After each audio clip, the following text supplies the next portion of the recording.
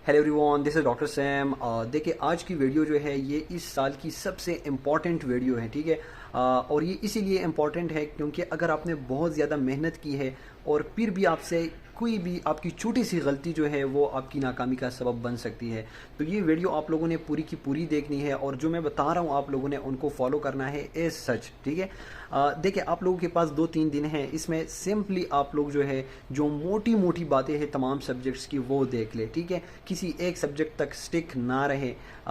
ये 2-3 दिन है आप लोगों के पास, जो फार्मूलीज होते हैं, जो आपकी यूनिट्स होते हैं, जो मेजर मेजर चीज़ें होती हैं वो आप देख लें, ठीक है। किसी कॉन्सेप्ट्स के पीछे इन 3 दिनों में ना रहे, ठीक है।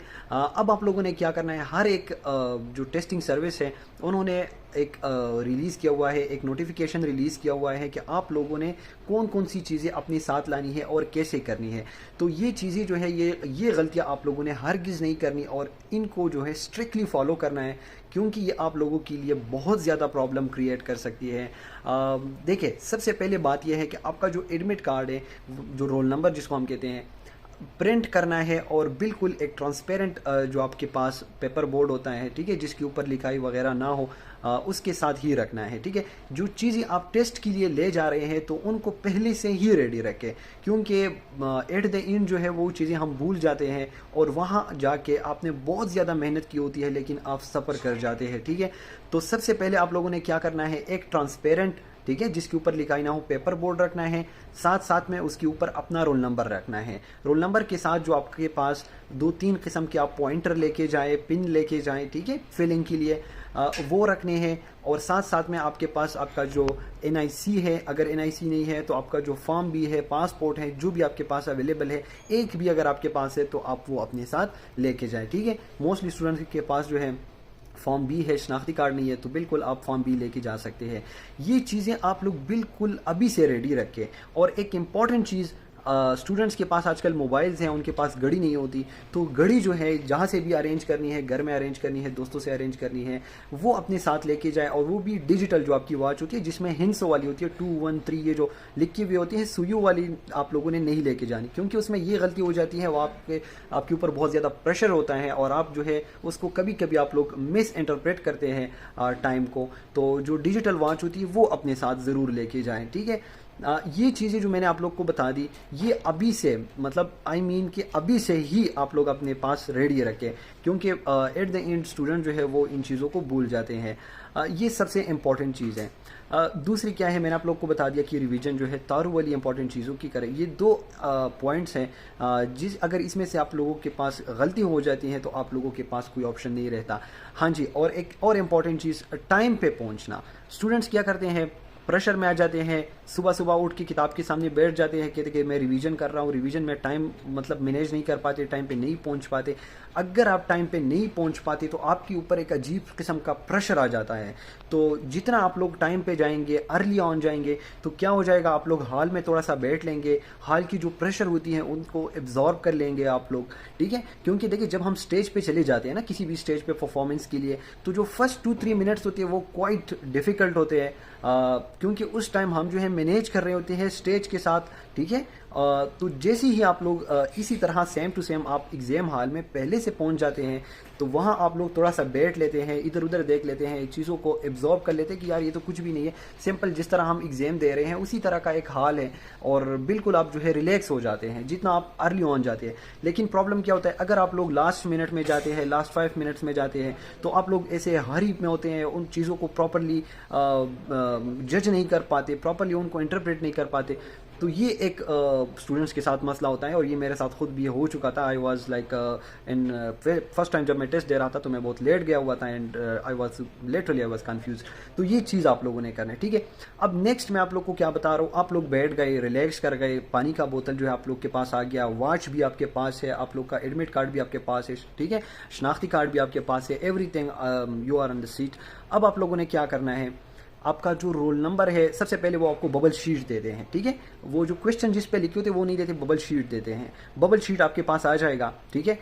बबल शीट में क्या हो जाता है कि आप लोगों ने अपना रोल नंबर लिखना है। रोल नंबर लिखने का तरीका अभी से आप लोग सीख लें कि किस तरह वो आप पे रोल नंबर लिखी जाती है। बहुत सिंपल है। वो जो 24 अगर आपका है तो जो फर्स्ट रो है उसमें आपने 2 फिल करना होता है, फिर 4 फिल करना होता है, ठीक है।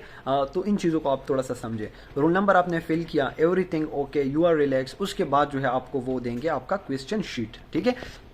अब इसी दौरान, इस टाइम स्टूडेंट्स क्या करते हैं, आप बैठ गए, रोल नंबर आपने लिख दिया, इसी दौरान आप लोग इधर उधर देख लेते हैं। कुछ स्टूडेंट्स के साइड आपकी इंट्रो हो जाती है, साइड पे जो बंदा बैठा हुआ होता है, लेकिन आप लोगों ने किसी के सहारे नहीं बैठना। अगर आपके पास साइड पे एक काबिल बंदा बैठा हुआ है, ठीक है, अच्छे कॉलेज से है, अच्छा एफएसी है उसका, लेकिन आप जो है ये कभी भी ना सोचे कि वो आपकी हेल्प करेगा या मैं इससे किसी भी क्वेश्चन का आंसर पूछ लूँगा। अगर आप किसी दूसरी की उम्मीद पे 1 मिनट भी ज़ाया कर देते हैं, सो ये आप अपना मेहनत ज़ाया कर रहे हैं। तो ये चीज़ पहले से ही मैं बता रहा हूँ, आप लोग जा रहे हैं only and only on your own study. किसी दूसरे से 1 लफ्ज़ सीखना, 2 लफ्ज़ सीखना बिल्कुल भी नहीं हो सकता, ठीक है, और ना ही ये पॉसिबल है। तो आप लोग होली सोली अपनी ही स्टडी के ऊपर जो है डिपेंड करें वहाँ, ठीक है, और 1 सेकंड भी किसी दूसरे के लिए ज़ाया ना करें, ना खुद किसी दूसरे की हेल्प भी ना करें और ख़ुद भी जो है ये कोशिश ना करें कि मैं किसी और से सीख जाऊँगा। तो ये दोनों ये गलतियाँ नहीं करनी है, ठीक है। अब यहाँ पे जो है एक और इम्पॉर्टेंट चीज़, पानी जो है उसका ख्याल रखें कि कहीं आपके बबल शीट पे ना गिर ना जाए। और रोल नंबर जो है, सबसे पहले रोल नंबर लिखना है और टीक लिखना है। आपका जो पेपर कोड होता है, ठीक है, वो जब आपको पेपर दे देते हैं ना, क्वेश्चन पेपर आपको देता है, तो उसके ऊपर एक कोड होता है ABCD। जो भी आपका कोड हो वो कोड आप लोगों ने उस पर लिखना है, जो आपका बबल शीट है, ठीक है, जहाँ पे आप फिलिंग करते हैं। तो कोड जो है वो गलत नहीं लिखना। अगर आपने कोड गलत लिखा, इसका मतलब ये है कि आपका जो आंसर शीट है वो किसी और पेपर के साथ चेक होगा, आपके मार्क्स जो है वो बिल्कुल 5-10 मार्क्स आएंगे, वो भी नहीं आएंगे। तो आपकी जो आंसर है वो बिल्कुल मतलब किसी और जगह पे चले जाएंगे। तो कोड में गलती नहीं करनी है। जो पेपर कोड होता है और वो बबल शीट में ठीक तरह से लिखना है, और जो आपका रोल नंबर होता है वो ठीक तरह से लिखना है। ये 2 चीज़ें बहुत ज़्यादा इंपॉर्टेंट है, ठीक है। अब आप बिल्कुल बैठ गए हैं, टाइम जो है वो स्टार्ट हो गया है। आप लोग सबसे पहले आप लोग अपना जो क्वेश्चन शीट आपको दे देते हैं ना, वो 2-3-4 सफ़ों पे मुश्तमिल होता है। आप लोग चेक करें कि आपके क्वेश्चन शीट में तो किसी किस्म की मिसिंग नहीं है, ठीक है। क्वेश्चन शीट जो होता है वो वो नहीं होता, 2-3-4 पेजेस होते हैं। तो उनको आप चेक करें कि कहीं पे मिसिंग नहीं है या किसी पे ब्लर नहीं है कंप्लीटली आपका क्वेश्चन शीट, ठीक है। तो क्वेश्चन शीट आप ज़रूर चेक किया करें। अब आप लोग स्टार्ट ले रहे हैं, बिस्मिल्लाह पढ़ के आप लोग स्टार्ट ले लें, ठीक है। अब स्टार्ट के साथ क्या हो जाएगा, स्टूडेंट्स कभी कभी उनको लगता है कि ये मेरा आंसर जो है ठीक है, लेकिन वो अपने जो आंसर उसने जहन में सेलेक्ट किया वो फिर उसके ऊपर सोचना शुरू कर देते हैं और अपने आप को फाइनली गलत साबित कर देते हैं कि नहीं यार मेरा आंसर ठीक नहीं है, ये दूसरा वाला ठीक है। तो अगर ऐसी कन्फ्यूजन आ जाती है तो कभी भी कंफ्यूज ना हो। जो आप लोगों के जहन में ठीक दुरुस्त आ रहा है उसको गलत करने की कोशिश ना करें पेपर के दौरान।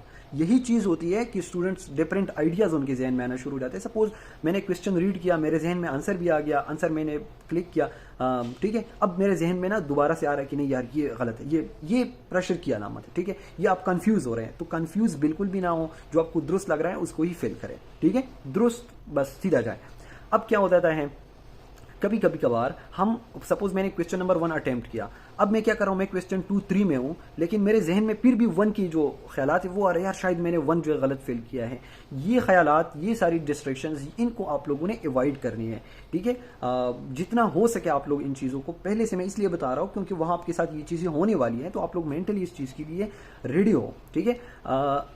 दूसरा ये, अगर आप सपोज प्रेशर में आ रहे हैं, जो फर्स्ट 10-15 मिनट्स थोड़े से डिफिकल्ट होते हैं, हाथ भी शायद आपके कांप रहे हो फिलिंग के दौरान, ठीक है, तो ये भी एक इशू होता है। और इसी दौरान अगर आप पानी पी रहे हैं, आपके पानी जो है वो उस पर गिर जाता है बबल शीट के ऊपर, तो इस चीज़ का थोड़ा सा आप लोग ख्याल रखें, उसको जो है पानी से, स्वेट से, इन चीज़ों से आप लोग दूर रखें, ठीक है। कुछ और भी इंपॉर्टेंट पॉइंट्स है जो शायद मेरे जहन से निकल रहे हैं, लेकिन ये चीज़ें जो है ये बहुत इंपॉर्टेंट हैं। इसके अलावा अच्छा, नेक्स्ट आप एक क्वेश्चन रीड कर रहे हैं, ठीक है, आप बिल्कुल इसको ऑन द स्पॉट आप लोग फिल करें। एंड पे कभी भी आप लोग जो है उस चीज़ को ना लेके जाए कि नहीं ये क्वेश्चन मैं दूसरे रो में करूँगा, तीसरे उस पे आऊँगा, क्योंकि अक्सर जो है हम ऐसी चीज़ों को हम फिर भूल जाते हैं या एट द एंड हमें टाइम ही नहीं मिल जाता। तो एक इम्पॉर्टेंट चीज़ कि आप लोग एक क्वेश्चन के ऊपर ज़्यादा टाइम वेस्ट ना करें। अगर आपको नहीं आ रहा, बस आप लोग के जहन में एजुकेशन बेस्ड गेस जो है आप लोग लगा लें, या एलिमिनेशन मेथड के डी तो नहीं हो सकता, ए भी नहीं हो सकता, सी भी नहीं हो सकता, शायद बी करेक्ट ऑप्शन है, तो ये एक एलिमिनेशन मेथड अप्लाई किया करें, ठीक है। और सारे जो आपके ऑप्शंस होते हैं उनको प्रॉपरली रीड किया करें, ये एक इम्पॉर्टेंट बात है। ठीक हो गया। तो ये सारे जो इम्पोर्टेंट मेथड्स थे from the first to the end, वो सारे मैंने आप लोग को बता दिए। अब आप लोगों ने इन चीज़ों को फॉलो करना है, और अब तो आप लोगों की स्टडी जो है, जो आप लोगों का एक एफर्ट वाला टाइम था, स्ट्रगल टाइम था, वो तकरीबन ख़त्म हो गया है। Now it's time to perform, ठीक है। आप लोग परफॉर्म कैसे करेंगे तो वो भी मैंने आप लोग को बता दिया कि वहाँ पे अब आप लोग बिल्कुल प्रिपेयर होकर कैसे खेलना है। तो दिस इज़ ऑल।